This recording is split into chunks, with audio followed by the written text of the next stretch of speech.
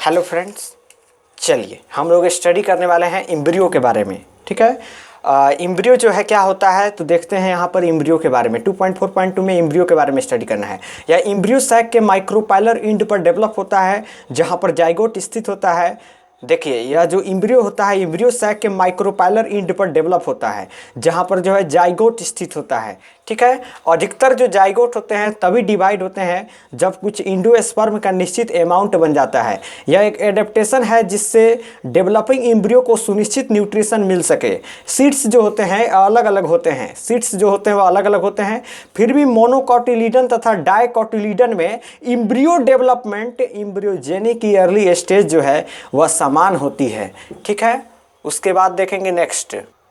चलिए देखिए यहाँ पर आपका स्टडी जो करना है तो फिगर 2.13 में जो है डाइकोटिलीडन एम्ब्रियो जो है उसकी एम्ब्रियोजेनिक स्टेज को दिखाया गया है। ठीक है, फिगर 2.13 जो है वहाँ पर देख सकते हैं आप कि वहाँ पर जो है डाइकोटिलीडन एम्ब्रियो की एम्ब्रियोजेनिक की जो स्टेज है उसको दिखाया गया है। फिगर 2.13 को पहले देख लेके यही है फिगर 2.13 जिसमें जो है डाइकोटिलीडन एम्ब्रियो की एम्ब्रियोजेनिक स्टेज को जो है दिखाया गया है। टिपिकल डाइकोट एम्ब्रियो है, आपका पोलिम्यूल है, कोटिलीडन्स है, हाइपोकोटाइल है, रेडिकल है, रूट कैप है। ठीक है, यह हाइपोकोटाइल है। उसके बाद देखेंगे B number LS of an embryo of grass. ये आपका स्क्यूटिलम है, ये आपका कोलियोप्टाइल है, सूट एपेक्स है, इपीब्लास्ट है, रेडिकल है, रूट कैप है, कोलोरियोहाइजा है। ठीक है, चलिए अब उसके बाद देखिए तो देखिए स्टूडेंट, उसके बाद देखिए जाइगोट जो होता है उससे प्रो एम्ब्रियो, जाइगोट से प्रो एम्ब्रियो बनता है। इसके बाद गोलिव्यूलर हार्ट शेप्ड तथा फिर मैच्योर एम्ब्रियो बनता है। ठीक है, अब उसके बाद देखेंगे आप डाइकोट एम्ब्रियो के बारे में। तो जो डाइकोट एम्ब्रियो होते हैं वो क्या होता है तो डाइकोट एम्ब्रियो जो होता है एक टिपिकल डाइकोटिलीडन्स एम्ब्रियो में एक एम्ब्रियोनल एक्सिस तथा दो कोटिलीडन होते हैं। कोटिलीडन के ऊपर एम्ब्रियोनल एक्सिस का पोर्शन जो है एपिकोटाइल कहलाता है, जो पोलिम्यूल या स्टेम टिप में टर्मिनेट होती है। कोटिलीडन के नीचे का सिलिंड्रिकल पोर्शन हाइपोकोटाइल कहलाता है, जो रेडिकल या रूट टिप में टर्मिनेट होती है। रूट टिप रूट कैप द्वारा ढकी रहती है। अब चलिए मोनोकॉट एम्ब्रियो के बारे में हम लोग जानते हैं कि आखिर मोनोकॉट एम्ब्रियो क्या होता है और इसकी क्या क्या विशेषता होती है, इसमें क्या क्या फीचर्स होते हैं, सभी के बारे में हम लोग जानने वाले हैं। तो देखिए मोनोकॉट एम्ब्रियो क्या होता है तो मोनोकोटिलीडन के एम्ब्रियो में एक ही कोटिलीडन होता है। फिगर 2.14 बी में हम लोग इसको नेक्स्ट देखेंगे। ग्रास फैमिली में कोटिलीडन को स्क्यूटिलम कहते हैं। ध्यान देंगे, जो ग्रास फैमिली होता है उसमें कोटिलीडन को क्या कहते हैं, हाँ वेरी गुड, स्क्यूटिलम कहते हैं। ठीक है, स्क्यूटिलम कहते हैं, जो एम्ब्रियोनल एक्सिस के एक और लैटरल स्थित होता है। जो क्या होता है कि एम्ब्रियोनल एक्सिस की एक और लैटरल जो है स्थित होता है। अब उसके बाद देखिए एम्ब्रियोनल एक्सिस के लोअर एंड पर रेडिकल तथा रूट कैप होती है जो अनडिफरेंशिएटेड शीथ से घिरी रहती है, जिसे हम कोलोरोहाइजा कहते हैं। एम्ब्रियोनल एक्सिस का वह भाग जो स्क्यूटिलम के अटैचमेंट से ऊपर होता है इपिकोटाइल कहलाता है। इपिकोटाइल के पास एक सूट एपेक्स तथा कुछ लिफ प्रीमोर्डियम होती है जो होलो फोलियर स्ट्रक्चर से घिरी रहती है, जिसे हम कोलियोप्टाइल कहते हैं। वीट, मेज, पीज, चिक पीज तथा ग्राउंड नट के बीजों को रात भर पानी में रखें, फिर इन सीड्स को छीलें और इसमें एम्ब्रियो तथा सीड के विभिन्न पार्ट्स का अध्ययन करें। ठीक है, अब वहाँ पर देखिए, यहाँ पर जो पिक्चर दिया गया है इसको देखिए, ये आपका पोलिम्यूल है, अभी हम लोग देखे भी हैं। पोलिम्यूल है, कोटिलीडन्स है, हाइपोकोटाइल है, रेडिकल है, रूट कैप है। फर्स्ट नंबर ये जो पिक्चर है टिपिकल डाइकोट एम्ब्रियो का है। जो बी नंबर पिक्चर है LS of an embryo of grass का है। स्क्यूटिलम है, कोलियोप्टाइल है, सूट एपेक्स है, इपीब्लास्ट है, रेडिकल है, रूट कैप है, कोलोरियोहाइजा है। अब उसके बाद देखते हैं 2.4.3 में सीड के बारे में हम लोग को स्टडी करना है। आखिर सीड क्या होता है इसके बारे में अब हम लोग जानते हैं। देखिए जो सीड होता है वह फाइनली जो है सारे प्रोसेस होने के बाद प्लांट्स में सीड का फॉर्मेशन होता है, फ्रूट का फॉर्मेशन होता है। तो इसी क्रम में हम लोग सीड के बारे में जान रहे हैं कि आखिर जो है सीड कैसे जो है ये आपका बनता है। देखिए एंजियोस्पर्म में सेक्सुअल रिप्रोडक्शन का जो फाइनल प्रोडक्ट है वह सीड है, ठीक है। एंजियोस्पर्म में जो भी होते हैं उनमें जो सेक्सुअल रिप्रोडक्शन होता है उसका फाइनल प्रोडक्ट जो है सीड है। इसको हम अक्सर जो है फर्टिलाइज्ड ओव्यूल भी कहते हैं। सीड्स फ्रूट के अंदर बनते हैं। बहुत बड़ी बात यहाँ पर लिखी गई है, ध्यान देना है। जो भी फ्रूट्स होता है आपका, चाहे वो आपका कोई भी फ्रूट्स हो, तो उस फ्रूट्स के अंदर जो है वह सीड्स बनते हैं। लेकिन एक स्ट्रॉबेरी एक ऐसा फ्रूट है जिसका सीड जो होता है वह फ्रूट के जो है बाहर बनता है। बहुत रोचक बात है, ठीक है। ये आपको अलग से बता दिए हम, ठीक है, स्ट्रॉबेरी के बारे में, क्योंकि उसका सीड जो है वह फ्रूट के बाहर बनता है। एक टिपिकल सीड में सीड कोट्स, कॉटिलिडन्स तथा एक एम्ब्रियो एक्सिस पाया जाता है। बहुत बड़ी बात यहाँ पर लिखा गया है, ध्यान देने योग्य बात है कि एक टिपिकल सीड जो होता है उसमें सीड कोट, कॉटिलिडन्स तथा एक एम्ब्रियो एक्सिस पाया जाता है। एम्ब्रियो के कॉटिलिडन्स सिंपल स्ट्रक्चर है जो फूड स्टोर करने के कारण प्राय थिक और सोलन होते हैं। एज फॉर एग्जाम्पल आपका क्या हो गया, लेग्यूम हो गया। अब बात करते हैं हम लोग मैच्योर सीड के। तो मैच्योर सीड एल्ब्यूमिनस तथा नॉन एल्ब्यूमिनस हो सकते हैं। बहुत बड़ी बात यहाँ पर लिखा गया है, ध्यान देने योग्य बात है कि जो मैच्योर सीड होता है वो आपका एल्ब्यूमिनस तथा नॉन एल्ब्यूमिनस जो है हो सकते हैं, ठीक है। चलिए अब ध्यान दीजिए, जो नॉन एल्ब्यूमिनस सीड होते हैं, तो नॉन एल्ब्यूमिनस सीड इसमें इंडोस्पर्म एम्ब्रियो डेवलपमेंट के दौरान कंप्लीटली जो है कंज्यूम हो जाता है। एज फॉर एग्जांपल आपका क्या हो गया, तो आपका पी हो गया तथा ग्राउंड नट हो गया, आपका मूंगफली हो गया। एल्ब्यूमिनस सीड्स, जो एल्ब्यूमिनस सीड होते हैं इसमें इंडोस्पर्म बच जाते हैं क्योंकि एम्ब्रियो डेवलपमेंट के दौरान यह कंप्लीटली कंज्यूम नहीं हो पाता है। एज फॉर एग्जांपल वीट हो गया, मेज हो गया, बार्ली हो गया, कैस्टर हो गया, सनफ्लावर हो गया, ठीक है। जो एल्ब्यूमिनस सीड होते हैं, एक बार और ध्यान से देखिए, तो एल्ब्यूमिनस सीड इसमें इंडोस्पर्म बच जाते हैं क्योंकि एम्ब्रियो डेवलपमेंट के दौरान यह कंप्लीटली कंज्यूम नहीं हो पाता है। फॉर एग्जांपल वीट, मेज, बार्ली, कैस्टर और सनफ्लावर। कभी कभार कुछ सीड्स में जो न्यूसिलस होता है, तो कभी कभार कुछ सीड्स में जो है न्यूसिलस भी बच जाता है। As for example black pepper तथा बीट हो गए, ठीक है। अब उसके बाद देखेंगे इस रेसिड्यूअल जो पेरिसिटेंट होता है न्यूसिलस को हम पेरिस्पर्म कहते हैं। ध्यान देने योग्य बात है, आपके ऑब्जेक्टिव क्वेश्चंस में भी आ सकता है कि इस रेसिड्यूअल जो पेरिसिटेंट न्यूसिलस को हम क्या कहते हैं, पेरिस्पर्म कहते हैं। ओव्यूल्स की इंटीग्यूमेंट से हार्ड तथा टफ प्रोटेक्टिव सीड कोट्स बनते हैं। माइक्रोपाइल सीड कोट में स्मॉल पोर के रूप में बचा रहता है। जब सीड जर्मिनेट होते हैं तब माइक्रोपाइल से ऑक्सीजन तथा वाटर प्रवेश करते हैं। जैसे जैसे सीड मैच्योर होता जाता है इसमें वाटर कंटेंट घटता जाता है और रिलेटिवली ड्राई 10 से 15% मतलब 10 से 15% मॉइस्चर जो है बाईमास हो जाता है, ठीक है। मॉइस्चर बाईमास हो जाता है, ठीक है। जैसे जैसे सीड जो है मैच्योर होता जाता है इसमें वाटर कंटेंट जो होते हैं वह घटता जाता है और रिलेटिवली ड्राई 10 से 15% मॉइस्चर बाईमास हो जाता है, ठीक है। बहुत बड़ी बात लिखा गया है, ध्यान देने योग्य बात है।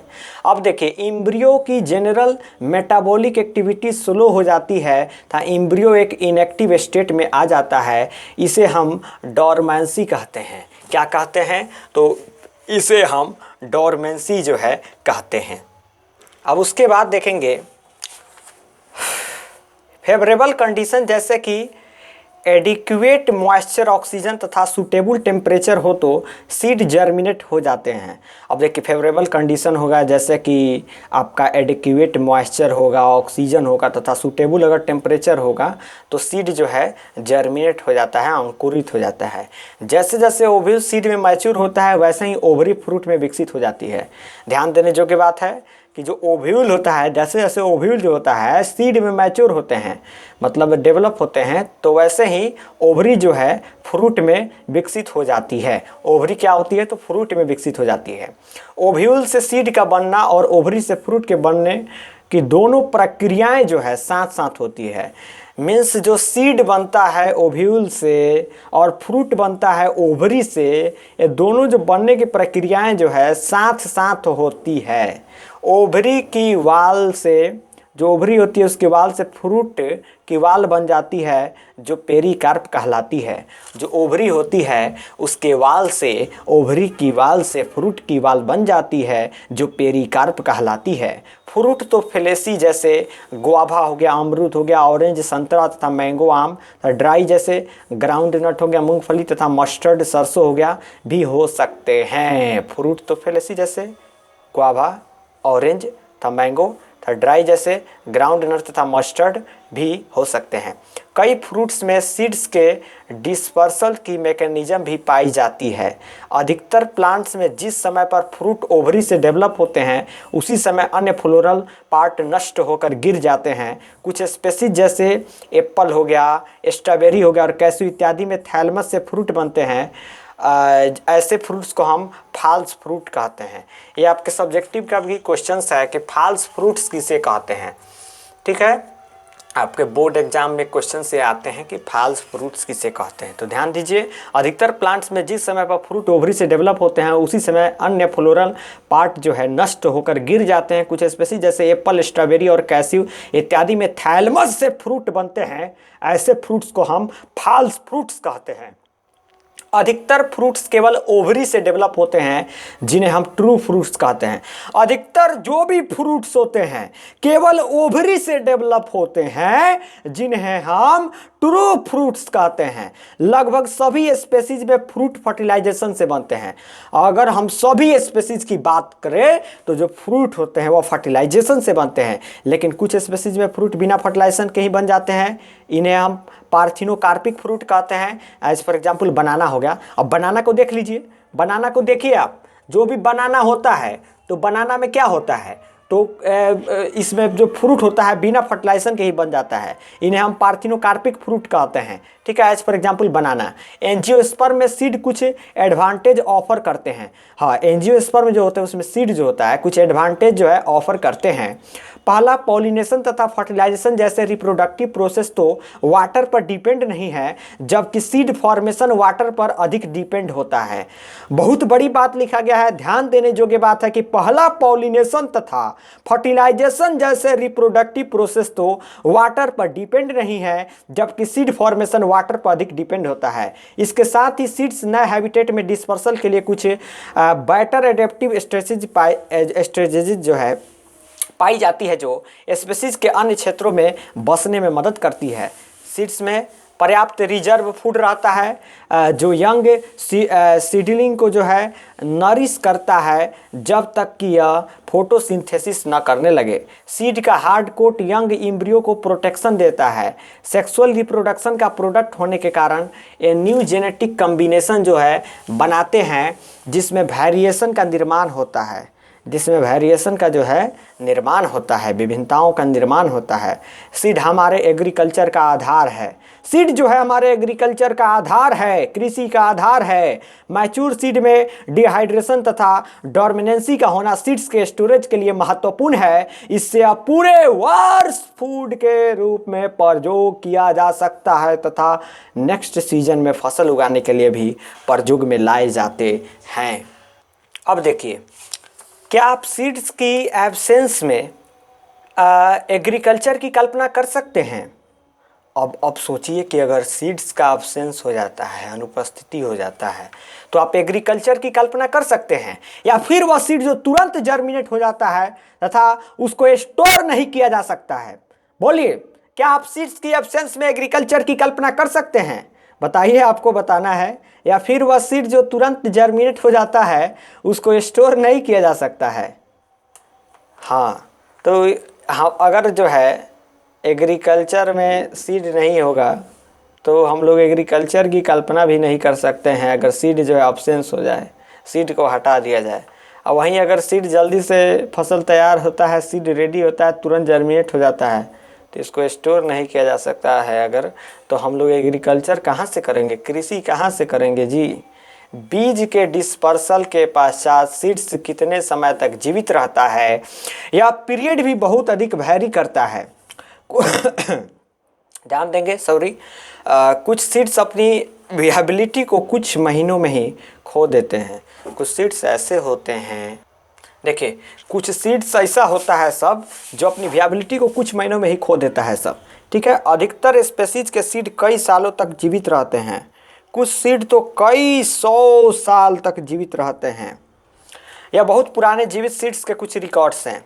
जो आपका आर्कटिक टुंड्रा है, आर्कटिक टुंड्रा, वहाँ में आर्कटिक टुंड्रा में पाया गया ल्यूपिन हो गया आपका, ल्यूपिनस और आर्कटिकस, ठीक है। ल्यूपिनस आर्कटिकस का सीड सबसे ओल्ड है। यह सीड जो है आपका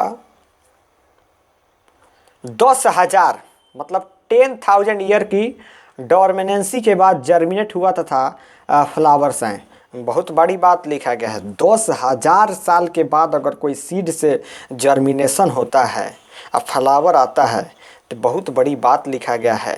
उसका नाम भी जान लीजिए, ल्यूपिनस आर्कटिकस है। उसका सीड जो है सबसे ओल्ड है। देखिए यही सीड 10,000 साल की डोरमिनेंसी के बाद जर्मिनेट हुआ तथा फ्लावर्स हैं, आपका ल्यूपिनस आर्कटिकस है।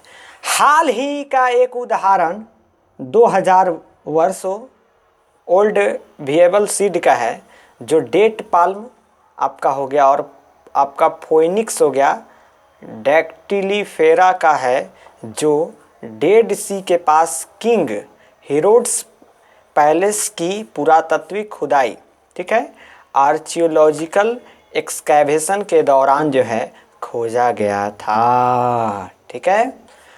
प्लांट के सेक्सुअल रिप्रोडक्शन के बारे में संक्षिप्त अध्ययन पूरा करने के बाद यह अधिक सार्थक होगा कि कुछ फ्लावरिंग प्लांट्स की हाई रिप्रोडक्टिव कैपेसिटी की का जो है परिज्ञान निम्नलिखित प्रश्न पूछकर लिया जाए। अब अगर आपसे पूछा जाए कि एम्ब्रियो सैक में कितने एग प्रेजेंट होते हैं, इस सब का आंसर आप लोग को कमेंट बॉक्स में देना है कि एम्ब्रियो सैक में कितने एग प्रेजेंट होते हैं, बताइए।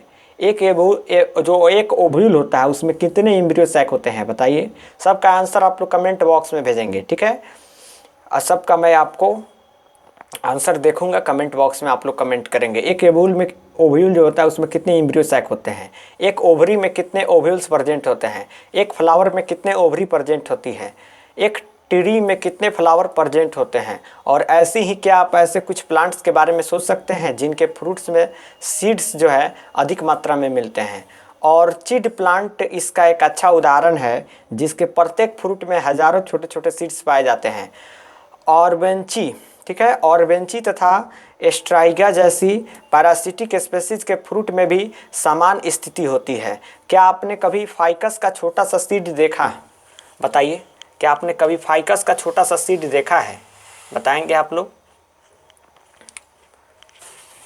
चलिए, क्या आपने कभी फाइकस का छोटा सा सीड देखा, यस या नो बताइए कमेंट बॉक्स में। कैसे एक छोटे से सीड से इतना बड़ा बरगद का वृक्ष बनता है, बताइए कि कैसे एक छोटा सा सीड से जो है इतना बड़ा बरगद का वृक्ष बन जाता है, बताइए आप लोग।